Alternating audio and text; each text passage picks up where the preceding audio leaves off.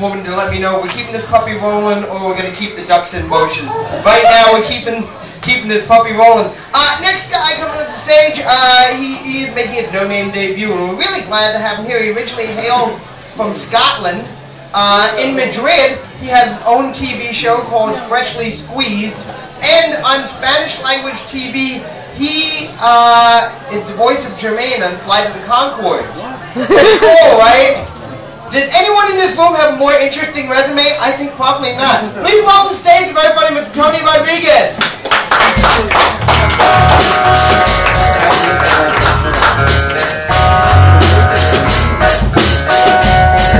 I am nowhere near funky enough for that.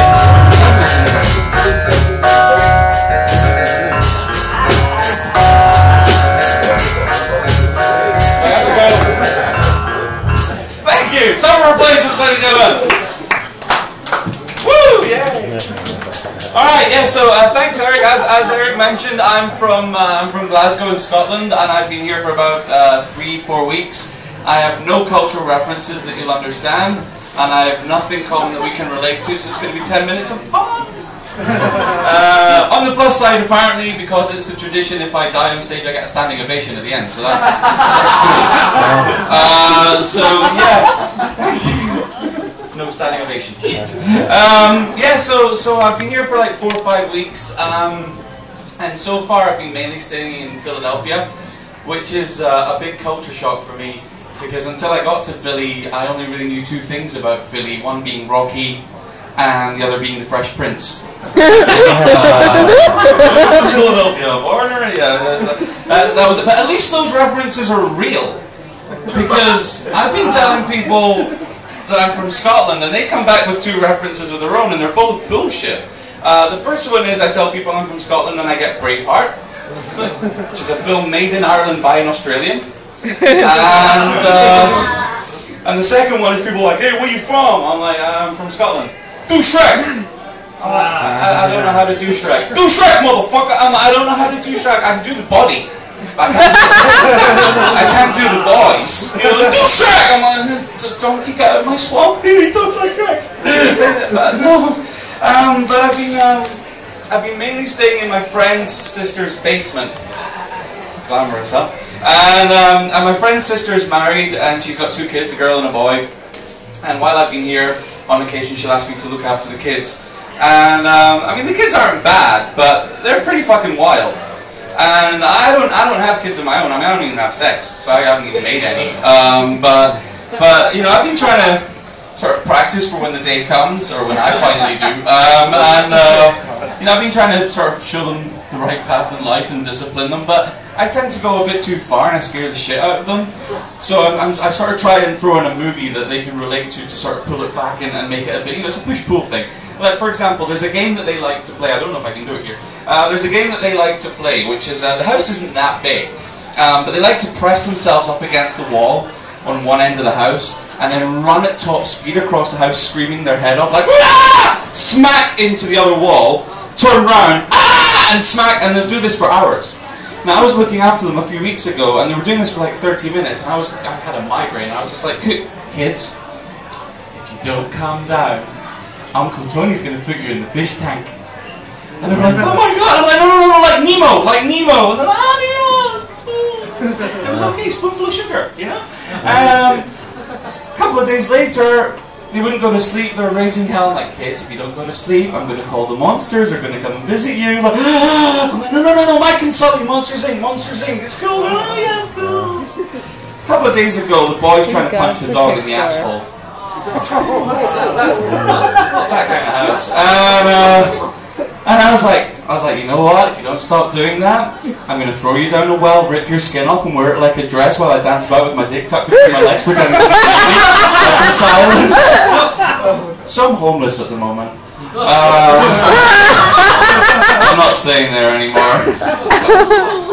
Fussy parents. Yeah. But it's weird that the hold that cartoon characters have on kids, because, I mean, you just need to go to Times Square to what I call the colourful beggars. You know, they've got like Crap Elmo, and Fat Spider-Man, and the Nicaraguan Iron Man, all that shit. And we've got them in Spain as well. And I know for a fact that all the ones in Spain are either Peruvian or Ecuadorian because they spend most of the time with their heads off, and you can just tell. And that must be a mindfuck for a kid because from the neck down they've got Scrap from Ice Age, and from the neck up they've just got this angry Peruvian smoking a cigarette. But being the miserable bastard that I am, there's nothing that gives me greater pleasure than seeing a little kid in Spain running up to like shit Mickey Mouse. Like, Mickey! And Mickey gives him a balloon animal. Well, I say balloon animal, he just gives him a long balloon. He's like, it's a sausage dog, it's a balloon, it's an animal. Oh, you don't like sausage dog? Okay, it's a sword. It's a sword. Congratulations, you are a pilot now. So they run back to their mom, Mom! And then Mickey Mouse goes up to the mom and is like, €5. The mom says no, he snatches the balloon off the kid, walks away. And I'm looking at the kid, bottom lip trembling, dreams shattered, childhood raped, and I laugh my ass off. Because I'm a miserable bastard. And there's something else that I witnessed recently, and this made my day. And this is absolutely true, you can look it up. Recently in central Madrid, a turf war broke out between SpongeBob and Dora the Explorer. Absolutely true, there were body slams, kicks, punches, fucking flip knives. Minnie Mouse tried to intervene and break them up. It was hilarious. And I was watching this, and as I said, I'm a curmudgeon, so I was getting off on this, but I was like, man, if I was a normal person, I would see this as some sort of bad omen for society. Like, we're going to hell. But I don't believe in omens, I don't believe in signs, and I don't believe in things like, superstition. Anyone superstitious here? Cool, you're my kind of people. Either that or you're deaf mute. I don't know which of the two, but I'll say you're my kind of people. Superstition for me is for people that have way too much free time. Like trying to swerve around things to comply with all these superstitions and fucking your life up in the process. And people stick so, vehemently to them, and they don't even consider thinking why the superstitions exist. Like, the one with the ladder? It's bad luck to walk under a ladder. Yeah? You're with me? Yeah? Yeah. Thank you. All right. Good. I used to do kids theatre. I like a bit of feedback here.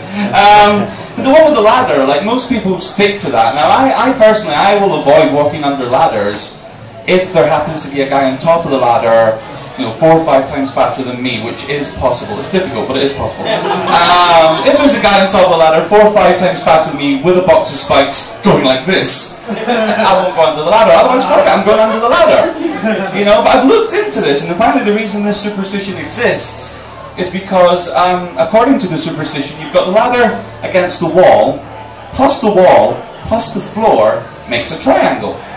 Okay, and according to the superstition, the triangle represents the Holy Trinity, Father, Son, Holy Spirit. And if you walk under the ladder, you break the triangle, you break the Holy Trinity, and the devil comes into the world!